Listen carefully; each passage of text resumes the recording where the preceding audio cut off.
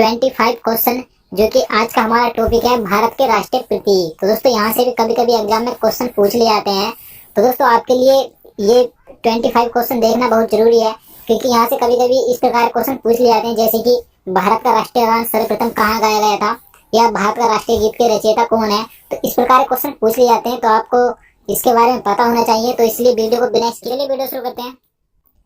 दोस्तों आज का ये पहला क्वेश्चन है, भारत के राष्ट्रीय ध्वज की लंबाई और चौड़ाई का अनुपात कितना है। दोस्तों आपको पता होना चाहिए जो भारत का राष्ट्रीय ध्वज है उसकी लंबाई और चौड़ाई का अनुपात कितना है। तो दोस्तों उसकी जो लंबाई और चौड़ाई का अनुपात है 3:2 है, यानी कि इसका जो आंसर हो जाएगा ऑप्शन नंबर बी सही हो जाएगा, 3:2। तो दोस्तों जो आप इस चीज में कंफ्यूज मत होना कि आपको, जैसे कि अगला क्वेश्चन मैं आपको बता देता हूँ। जैसे यहाँ क्वेश्चन नंबर 2 है, भारत के राष्ट्रीय ध्वज की चौड़ाई और लंबाई का अनुपात क्या है। देखिए दोस्तों यहाँ पर पहले क्वेश्चन में पूछा गया था कि इसकी जो लंबाई और चौड़ाई का अनुपात, लेकिन दूसरे क्वेश्चन में पूछा गया चौड़ाई और लंबाई। तो आप जल्दबाजी में इस क्वेश्चन को गलत मत करना, क्योंकि क्वेश्चन उल्टे सीधे करके पूछ लिए जाते हैं कि यहाँ पर लंबाई पूछी थी पहले और दूसरे क्वेश्चन में यहाँ चौड़ाई पहले पूछी है। तो लंबाई चौड़ाई थी 3:2, लेकिन यहाँ पर चौड़ाई लंबाई पूछी है तो कितनी हो जाएगी 2:3, यानी कि चौड़ाई कम है और लंबाई ज्यादा है। तो पहले चौड़ाई आएगी, तो चौड़ाई 2:3 लंबाई हो जाएगी। तो आप इस चीज को याद रखिए। नेक्स्ट क्वेश्चन देखते हैं, भारत के राष्ट्रीय ध्वज के मध्य में बने धर्म चक्र का रंग क्या है। तो दोस्तों ये क्वेश्चन पूछा गया है कि जो भारत का राष्ट्रीय ध्वज है उसके बीच में जो धर्म चक्र बना है, जो गोल आकार का, आपको पता होगा उसका रंग कैसा है, किस प्रकार का उसका रंग है। तो इसका आंसर ऑप्शन नंबर बी सही हो जाएगा, गहरा नीला उसका रंग है जो बीच में धर्म चक्र बना है। चलिए नेक्स्ट क्वेश्चन देखते हैं। क्वेश्चन नंबर 4 है, भारत के राष्ट्रीय ध्वज के चक्र में कितनी तिल्लियां हैं। दोस्तों आप सभी को पता होगा, काफी इजी क्वेश्चन है कि जो भारत का राष्ट्रीय ध्वज है उसके बीच में जो धर्म चक्र है उसमें कितनी तिल्लियां हैं। तो 24 यानी कि 24 तिल्लियां हैं। तो इसका आंसर ऑप्शन नंबर डी हो जाएगा। नेक्स्ट क्वेश्चन देखते हैं, स्वतंत्र भारत के राष्ट्रीय ध्वज का डिजाइन निम्नलिखित में से किसने बनाया था। दोस्तों वेरी इंपॉर्टेंट क्वेश्चन है, यहाँ से ये क्वेश्चन भी कई बार पूछा गया है कि जो भारत का राष्ट्रीय ध्वज है उसका डिजाइन किसने बनाया था, किसने तैयार किया था। तो दोस्तों आपको पता होना चाहिए। तो इसका आंसर ऑप्शन नंबर डी हो जाएगा, पिंगाली वेंकैया ने इसका डिजाइन बनाया था। तो इसका आंसर ऑप्शन नंबर डी सही हो जाएगा, पिंगाली वेंकैया। तो आप इसे याद रखिए। नेक्स्ट क्वेश्चन देखते हैं। क्वेश्चन नंबर 6 है, भारत का राष्ट्रीय गान है। तो आप सभी को पता होगा कि भारत का राष्ट्रीय गान क्या है। तो जन गण मन भारत का राष्ट्रीय गान है। तो काफी इजी क्वेश्चन है, तो इसका आंसर ऑप्शन नंबर सी हो जाएगा। नेक्स्ट क्वेश्चन देखते हैं, भारत के राष्ट्रीय गान के रचयिता कौन है। दोस्तों राष्ट्रीय गान के रचयिता के बारे में आप सभी को पता होना चाहिए। तो आप इसका आंसर लगा सकते हैं कि राष्ट्रीय गान के रचयिता कौन है। तो इसका आंसर ऑप्शन नंबर बी हो जाएगा, रविन्द्रनाथ टैगोर राष्ट्रीय गान के रचयिता हैं। तो दोस्तों इस वीडियो में कुछ इजी क्वेश्चन भी है और कुछ ऐसे क्वेश्चन भी है जिसके बारे में आपको नहीं पता होगा। तो आप ये मत समझिए कि काफी आसान क्वेश्चन है, मुझे पता है, लेकिन यहाँ से अगर क्वेश्चन पूछ लिए जाते हैं तो कभी कभी एग्जाम में नहीं हो पाते हैं। तो आप इस वीडियो को पूरा देखते रहिए। तो अगला क्वेश्चन है, राष्ट्रीय गान जन गण मन सर्वप्रथम कब और कहाँ गाया गया था। दोस्तों वेरी इंपॉर्टेंट क्वेश्चन है ये। इसमें पूछा गया है कि जो राष्ट्रीय गान है सर्वप्रथम कब और कहाँ पर गाया गया था। तो ये पूछा गया है। तो इसका आंसर ऑप्शन नंबर ए हो जाएगा, 1911 में सर्वप्रथम कलकत्ता में राष्ट्रीय गान गाया गया था। तो आप इसे याद रखिए, 1911 ईस्वी में कलकत्ता में ये गाया गया था। तो वेरी इंपॉर्टेंट है ये। अगला क्वेश्चन देखते हैं। क्वेश्चन नंबर 9 है, भारत के राष्ट्रीय गान जन गण मन को संपूर्ण रूप में गाने में कितना समय लगता है। दोस्तों आपको पता होना चाहिए कि जो भारत का राष्ट्रीय गान है जन गण मन, उसे संपूर्ण रूप में गाने में कितना समय लगता है। तो 52 सेकंड का समय लगता है। तो इसका आंसर ऑप्शन नंबर बी हो जाएगा, 52 सेकंड। अगला क्वेश्चन देखते हैं, भारत का राष्ट्रीय गीत क्या है। तो आप सभी को पता होगा भारत का राष्ट्रीय गीत क्या है, वंदे मातरम भारत का राष्ट्रीय गीत है। तो इसका आंसर ऑप्शन नंबर सी हो जाएगा, वंदे मातरम। क्वेश्चन नंबर 11 है, भारत के राष्ट्रीय गीत के रचयिता कौन है। दोस्तों जैसे कि मैंने आपको पहले बताया कि भारत के राष्ट्रीय गान के रचयिता कौन है, तो बंकिम चंद्र सॉरी रविन्द्रनाथ टैगोर राष्ट्रीय गान के रचयिता है। लेकिन यहाँ पर पूछा गया है राष्ट्रीय गीत के रचयिता कौन है। तो राष्ट्रीय गीत के रचयिता कौन है, बंकिम चंद्र चटर्जी राष्ट्रीय गीत के रचयिता है। तो आप इसे याद रखिए, राष्ट्रीय गान के रचयिता रविन्द्रनाथ टैगोर और राष्ट्रीय गीत के रचयिता बंकिम चंद्र चटर्जी हैं। तो अगला क्वेश्चन देखते हैं। क्वेश्चन नंबर 12 है, भारत के राष्ट्रीय गीत के गायन की अवधि क्या है। तो दोस्तों जैसे मैंने आपको पहले बताया कि भारत के राष्ट्रीय गान की अवधि कितनी है, 52 सेकेंड। लेकिन इस क्वेश्चन में पूछा गया है कि भारत के राष्ट्रीय गीत की अवधि क्या है गाने की, तो कितनी है, 65 सेकेंड है, यानी कि 65 सेकेंड है। तो इसका आंसर ऑप्शन नंबर सी हो जाएगा, 65 सेकेंड। तो आप इसे याद रखिए। अगला क्वेश्चन देखते हैं। क्वेश्चन नंबर 13 है, भारत का राष्ट्रीय गीत वंदे मातरम सर्वप्रथम कब गाया गया था। तो दोस्तों इस क्वेश्चन में पूछा है कि भारत का राष्ट्रीय गीत सर्वप्रथम किस ईस्वी में गाया गया था। तो 1896 ईस्वी में गाया गया था सर्वप्रथम। तो इसका आंसर ऑप्शन नंबर बी हो जाएगा, 1896 ईस्वी में। अगला क्वेश्चन देखते हैं, भारत का राष्ट्रीय गीत वंदे मातरम किस ग्रंथ से संकलित है। दोस्तों वेरी इंपॉर्टेंट क्वेश्चन है ये। क्वेश्चन नंबर 14 है कि जो भारत का राष्ट्रीय गीत है वंदे मातरम, वह किस ग्रंथ से संकलित है।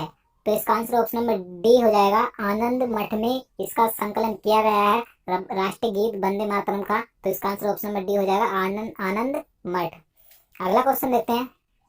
क्वेश्चन नंबर 15 है, आकाशवाणी और दूरदर्शन के दैनिक कार्यक्रमों की शुरुआत किससे होती है। तो दोस्तों इस क्वेश्चन में पूछा गया है, जो आकाशवाणी और दूरदर्शन के दैनिक कार्यक्रम होते हैं उनकी शुरुआत किस धुन से होती है। तो राष्ट्रीय गीत से शुरुआत होती है। तो इसका आंसर ऑप्शन नंबर बी हो जाएगा, राष्ट्रीय गीत। और राष्ट्रीय गीत क्या है हमारा, वंदे मातरम है। तो आपको पता होना चाहिए। और राष्ट्रीय गीत के रचयिता कौन है मैं आपको बता चुका हूँ। तो बंकिम चंद्र चटर्जी राष्ट्रीय गीत के रचयिता है। और राष्ट्रीय गान के रचयिता भी आप ध्यान रखिए, रविन्द्रनाथ टैगोर राष्ट्रीय गान के रचयिता हैं। तो नेक्स्ट क्वेश्चन देखते हैं। क्वेश्चन नंबर 16 है, सारनाथ स्थित राष्ट्रीय स्तंभ का कौन सा भाग राष्ट्रीय प्रतीक चिन्ह के रूप में लिया गया है। दोस्तों वेरी इंपोर्टेंट क्वेश्चन है। जो सारनाथ में स्थित राष्ट्रीय स्तंभ है, जो भारत का राष्ट्रीय प्रतीक, वहां से लिया गया है अशोक की लाट। तो इस क्वेश्चन में पूछा गया है कि राष्ट्रीय प्रतीक के रूप में अशोक की लाट यानी कि सारनाथ स्तंभ का कौन सा भाग है। इस क्वेश्चन में ये पूछा गया है। तो सारनाथ स्तंभ का कौन सा भाग है, शीर्ष भाग है। यानी कि इसका जो आंसर हो जाएगा ऑप्शन नंबर ए हो जाएगा, शीर्ष भाग लिया गया है भारत के राष्ट्रीय प्रतीक चिन्ह के रूप में, जो कि अशोक की लाट है भारत का राष्ट्रीय चिन्ह। तो आपको याद रखना है। तो नेक्स्ट क्वेश्चन देखते हैं, भारत के राष्ट्रीय प्रतीक में निम्नलिखित में से कौन सा पशु दृष्टिगत नहीं है। दोस्तों इस क्वेश्चन में पूछा है कि जो भारत का राष्ट्रीय प्रतीक है उसमें से निम्न में से आपको बताना है कि कौन सा पशु दृष्टिगत नहीं है, यानी कि कौन सा पशु उसमें दिखाई नहीं देता राष्ट्रीय प्रतीक में। तो इसका आंसर ऑप्शन नंबर डी हो जाएगा, हिरण। हिरण उसमें दिखाई नहीं देता है, जबकि सिंह यानी कि शेर और सांड और घोड़ा ये तीनों उसमें दिखाई देते हैं। तो अगला क्वेश्चन देखते हैं, भारत के राष्ट्रीय प्रतीक चिन्ह में कितने शेर दिखाई देते हैं। दोस्तों इस क्वेश्चन में पूछा गया है, जो भारत का राष्ट्रीय प्रतीक चिन्ह है उसमें कितने शेर दिखाई देते हैं, यानी कि सिंह दिखाई देते हैं। तो 3 सिंह उसमें दिखाई देते हैं। तो इसका आंसर ऑप्शन नंबर सी हो जाएगा, 3। तो अगला क्वेश्चन देखते हैं। क्वेश्चन नंबर 19 है, भारत का राज चिन्ह अशोक महान द्वारा सारनाथ में स्थापित सिंह स्तंभ से लिया गया है।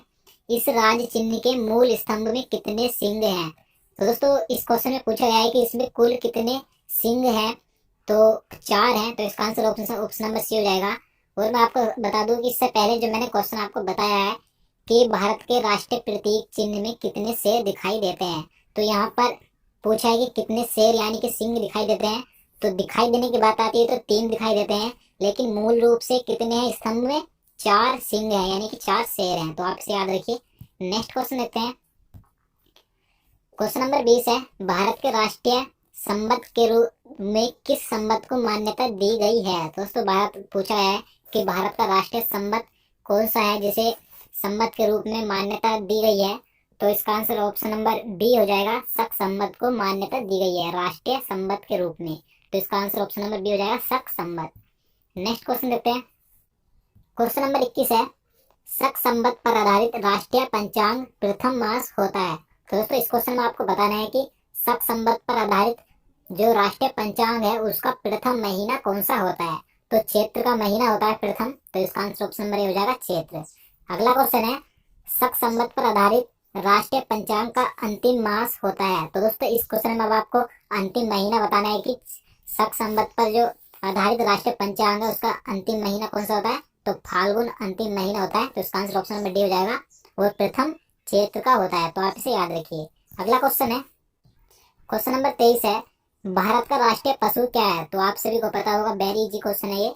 तो भारत का राष्ट्रीय पशु क्या है, बाघ है, ना कि चीता। आप इस चीज को मत लगाइए। अगर आपको 4 ऑप्शन में चीता देता है और यह सिंह देता है। जो राष्ट्रीय पशु है बाघ है। नेक्स्ट क्वेश्चन देखते हैं, बाघ से पूर्व भारत का राष्ट्रीय पशु क्या था? तो दोस्तों इस क्वेश्चन में पूछा गया था कि जो हमारा इस समय वर्तमान में राष्ट्रीय पशु है बाघ, उससे पहले भारत का राष्ट्रीय पशु क्या था? तो आपको पता होना चाहिए। तो उससे पहले जो हमारा राष्ट्रीय पशु था क्या था? सिंह था, यानी कि शेर। तो नेक्स्ट क्वेश्चन देखते हैं, क्वेश्चन नंबर 25 है, भारत का राष्ट्रीय पक्षी है।